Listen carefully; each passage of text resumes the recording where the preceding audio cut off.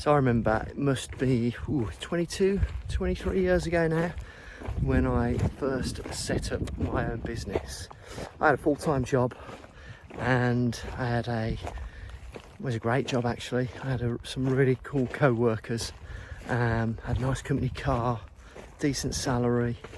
Do you know what? Everything was looking good. I was in my late 20s, but I'd been meaning to set up my own business for years. I'd had loads of false starts and something kept holding me back. Some people call it the golden handcuffs. Some people call it, well, it's the corporate apathy. But I just found it really difficult to pull the trigger. But I eventually did it. I was nearly 29 when I first set up my business. And I remortgaged my house. I handed in the keys to my company car, which I loved, and rented out an office, bought the computer equipment and got things going. Now, one of the things that was stopping me from pulling the trigger all those years ago was this feeling that entrepreneurs, the super successful people that I looked up to, knew something that I didn't, that they had some kind of special skills, or they were, super intelligent or creative to be able to have the success that they achieved. And my bosses at the time that I looked up to, fell into that category. And one of the things I realized really quickly is that it doesn't really take any special superpowers to be successful in business. You don't really need to be super intelligent or have these fantastic skills. You've just got to be absolutely focused and dedicated to your success. Move with speed, take action, be ultra disciplined, and never, ever, ever give up. Pretty much that skill set alone will help somebody achieve business. Now, I had some of those traits at the time, but I had to learn them pretty quickly. The thing that I learned most quickly was that I was more than capable of running a business. I was more than capable of getting clients, doing all the stuff that needed doing, getting the work done and growing the business. And since that, I've gone on to form many, many businesses.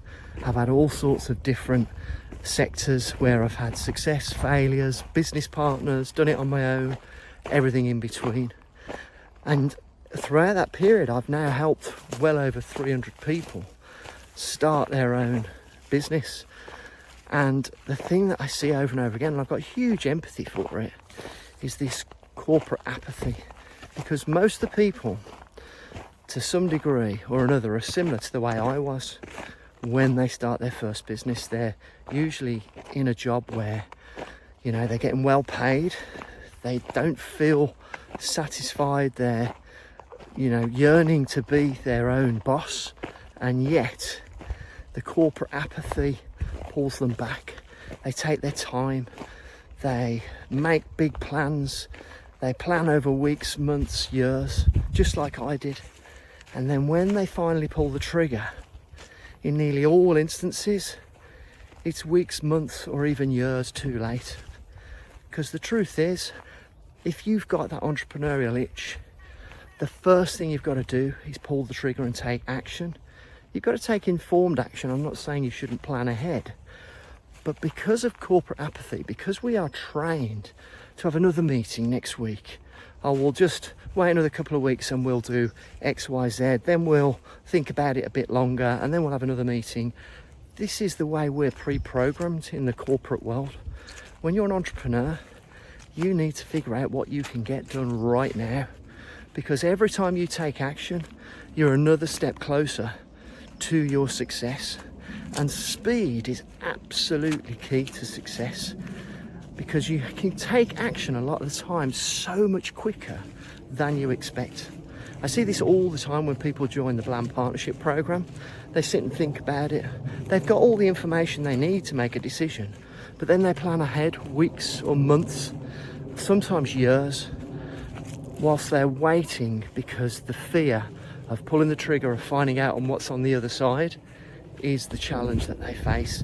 And it's a psychological challenge, and it's something that you can overcome, because once you do, you can then start taking action over and over again with speed.